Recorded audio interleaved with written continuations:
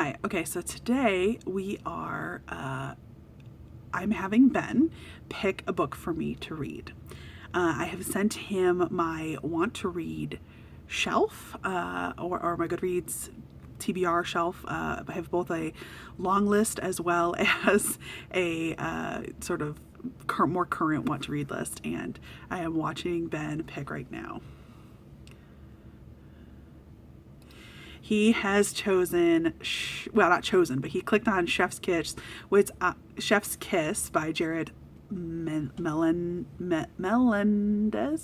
I actually got this checked out from the library, so I actually currently have it in physical format in the living room. And he also clicked on Dead Silence by S.A. Barnes, which I have heard a lot of buzz about.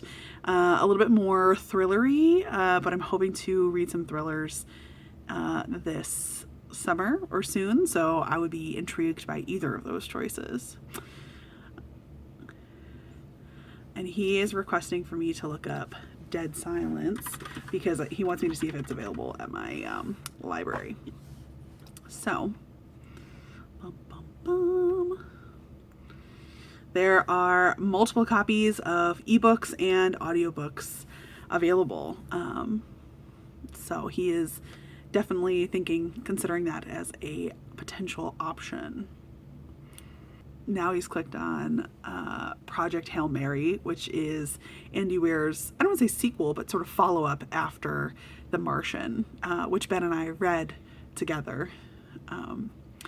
And I don't think that last time I looked up copies of that there wasn't really that many copies of Project Hail Mary available. I think it started off as an Audible original, maybe, so that's why it wasn't available right away. But yeah, I am interested to see what Ben will choose for me. I gave him access to my whole Goodreads shelf. Right now he's still in which I have quite a number of books on my to read shelf. I think, let me look it up and tell you.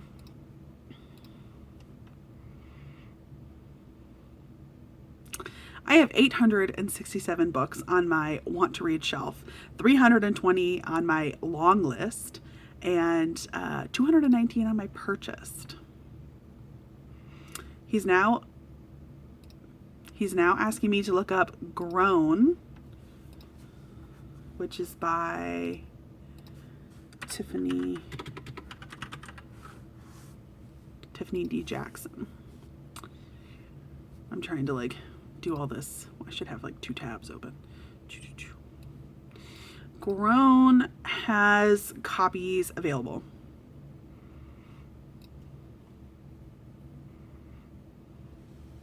Neon Gods, I read most of. I read 3/4 of it and then DNF'd it, but I didn't feel that it was a hard DNF. I thought it might be something I would come back to, so I left it on my want to read list, which Ben is poo-pooing. He is disagreeing with that choice. He's booing me. I didn't hate that book. I just he's saying I'm fibbing, but no, I had some issues with it. I just didn't get into it. I'm not sure, at this point I'm just not really sure that Katie Robert is for me. So Ben is going to flip a coin. He wants me to choose. He wants me to read Chef's Kiss, which I don't know why he chose that, considering I already requested it from the library, but fortuitous and fate, I suppose. And now he is flipping a coin to see whether or not the other book he's choosing for me is Grown by Tiffany Jackson or Dead Silence by S.A. whatever the person's last name is. I've already forgotten. Okay, he flipped a coin and got Grown by Tiffany D. Jackson as the book. So that is what he has chosen for me to read. And stay tuned. Hi, I am tuning in because I am partway into Chef's Kiss. The author, there's a whole bunch of authors, but I think that the writer is Jarrett Melendez and the illustrator is Danica Brine. So this was one of the books that Ben chose for me off my TBR. So I thought that I would just read the whole thing and update you guys, but then I'm actually enjoying it and finding that it's a little bit more rich than I was expecting. Let's see how many cooking puns I can make. Let's not do that. There's definitely more fodder here than I expected. I expected to just kind of blast through this whole thing in an hour, and I don't know why, for some reason, I just basically never go into sequential art with high expectations, and then when things like are good, I am surprised, and I should not be. I should not have that mentality anymore, because this is adorable. So far, we are following our main character of Ben. His name is Ben Cook, and he has just graduated college and was an English major, has always loved reading and writing, and wants to work in a field that he can put his English major to good use. But he is struggling to find a job. Everywhere that he applies for says, what's your experience? Oh, you don't have experience? No, thank you. And he's thinking, how can I gain experience if no one will give me a job? So after, I think he's had 17 interviews, he is just kind of desperate. He knows that if he can't come up with money to help put toward rent with him and his roommates, he'll have to move back in with his parents. He's feeling like a failure. He's very frustrated. So when he sees a sign on a restaurant saying, now hiring, no experience necessary, he jumps at this opportunity. And he is like, he already had talked a little bit about him being a person who likes to cook at home anyway. So he goes in and immediately meets Liam, tall, broad, tattooed Liam, who is super friendly, super nice, super welcoming. And yeah, so there is this little pig on the cover. This is another character in the book, because the restaurant owner, manager, a little unclear. The top guy, Chef Davis, is very particular, and he it seems to be real gruff and picky in particular. And so he demands that any dish that Ben cooks will have to pass muster, but with the official taste tester of the restaurant, and that taste tester is Watson the pig. So that's a funny element to this book. That's enough of a summary. Basically, Ben is hired onto the restaurant in a sort of temporary capacity, and he really throws himself into learning as much as he can during this temporary period, and he is finding that he's really enjoying it. And so the book is going well. I think, a little over halfway. He definitely has feelings for Liam and is not really sure if anything could ever happen between the two of them. He is enjoying his time at the restaurant. The other chefs there seem super friendly and fun and pretty welcoming and instructional and helpful in teaching Ben the ropes. And there's also a little bit of, like, there's tension throughout, because Ben has lied to his parents about getting a copywriting job, because he thinks that they will be disappointed in him if he does not get a job that is utilizing his reading and writing. But at this point in the story, he's just not totally sure if actually he wants a career using his English major. So it's good. He has some sort of internal conflict about figuring out who he is and what he wants in his life and what he might want out of a career. He has a crush on Liam, but hasn't really acted on that yet. There was a little bit of, I don't want to say roommate drama, but, discussion of friendships amongst his roommates, and it's good. I'm enjoying it. This was very long-winded. I will tune back in when I have finished with my final thoughts. I have finished Chef's Kiss by Jarrett Melendez, and it was really cute. It was super cute. Throughout the second half of the book, our main character, Ben, has to come to a lot of decisions. He has to decide what he likes about being a chef or working at this location. How does he feel about continuing in this career versus his original path on this career, original path from college, and kind of has to come to grips as to just kind of figuring out a new idea of what his life might look like if he decides to stay here as a chef versus what his possible future could be if he follows his major in the whole reading and writing, getting a job in copywriting or something like that. So, yeah, there is definitely a little bit of a romance throughout here, but I felt like the strength of this book was much more on Ben and what he was deciding and trying to figure out his life. There's, just a hint of romance and the possibility of that blooming at the end, but it's not really a romance book in my personal opinion. So, was it super cute? Yes. Did I really like the art style and the illustrations and the colors? Yes. I think that Ben as a character was great and interesting, and he was very lucky to have such supportive staff from the restaurant, as well as such a supportive group of best friends. And Ben himself has a good sense of humor, and I liked seeing him sort of figure out and contemplate his choices in front of him. So yeah, I thought this was super cute. Would recommend. I do feel like I wish it was part of a series or a little bit longer so that I could really more deeply emotionally connect with all of the characters and like fall for it. But it was definitely a super cute installment, and I'm glad that Ben picked this book for me. Hi, okay, so I am tuning in because I am at the halfway point of Grown by Tiffany Jackson. This is the second book that Ben chose for me off my TBR. And it's definitely a much different tone and content than the first book he chose for me. So Grown so far, I would say this is the main character is 17, so I'm not really sure if this counts as YA or not. But yeah, so the premise so far is that our main character is enchanted. She is 17, she's in high school, she's getting good grades, she's on the swim team, she participates in activities, and her passion and talent is for singing, but her parents want her, of course, to focus on her studies and activities and getting into college, etc. And she tries out for a competition, sort of like The Voice, sort of American Idol, and who shows up at this audition, or like right before her audition, but some super, super, super famous superstar singer person named Corey Fields, I think. Like big name, multi-platinum albums kind of situation. This guy hears Enchanted do her audition and gives her some advice backstage and tells her that he thought she was great, even though she did not get through to the next round. And he actually said, I like your voice so much that I will leave you and your parents tickets to my concert. He's in town. He has a concert coming up a week or two later.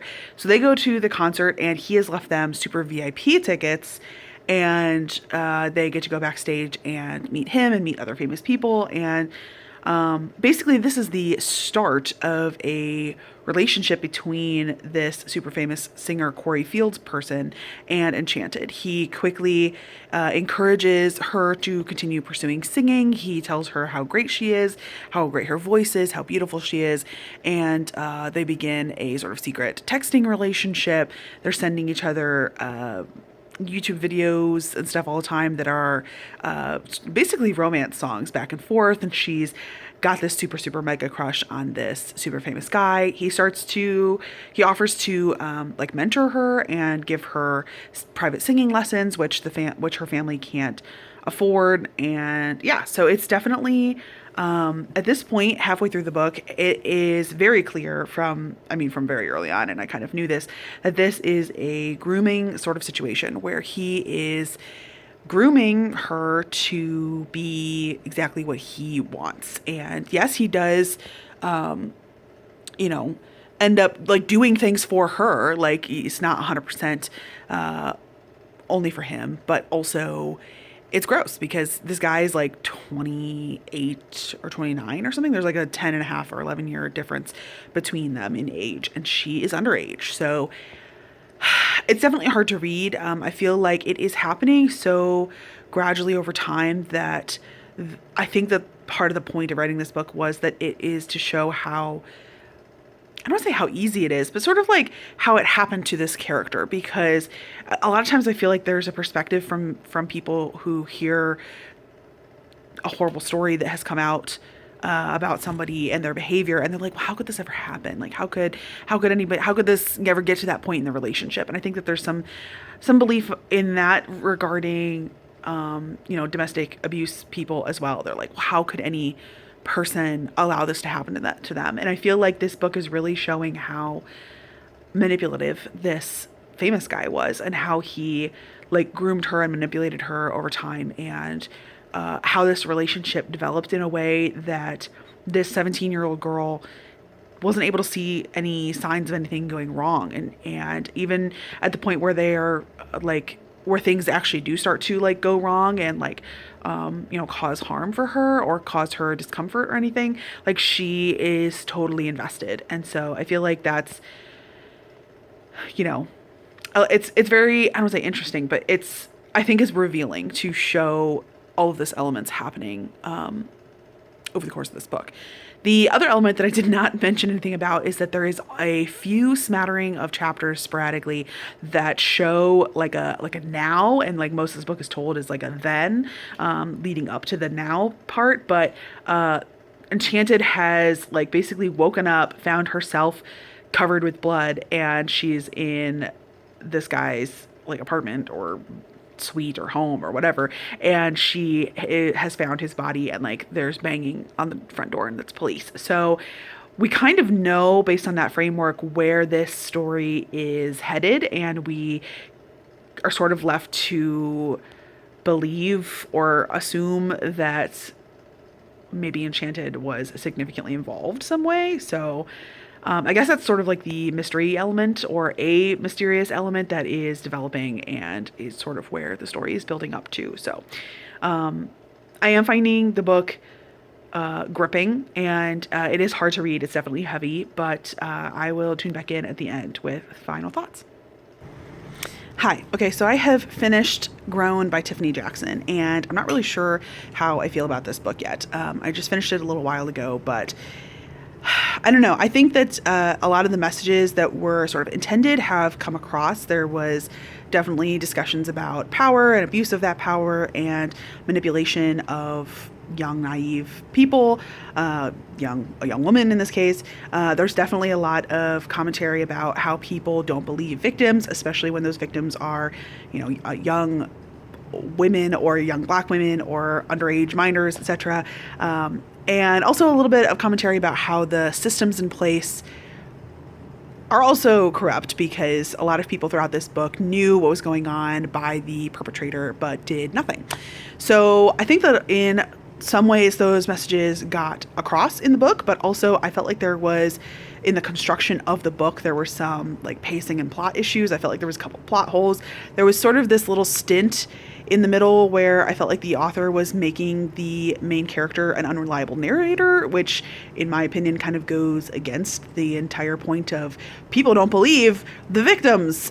And I don't know how much of that was the author trying to make that point versus how much of that sort of worked against the author's point. I don't know. So it certainly was not like enjoyable because of the content and the, the heavy issues that were brought up throughout this whole book and that Enchanted was going through, but also like I did appreciate the messages that were trying to be said. So I'm not really sure how I feel about it. I think that it could have been done a little bit tighter. I think that certain sort of metaphors and undercurrents could have been, I don't know, more thoroughly thought through, or maybe edited out entirely. I'm not totally sure about that, but yeah, I mean, overall, I'm glad that I read it. I felt like it was impactful.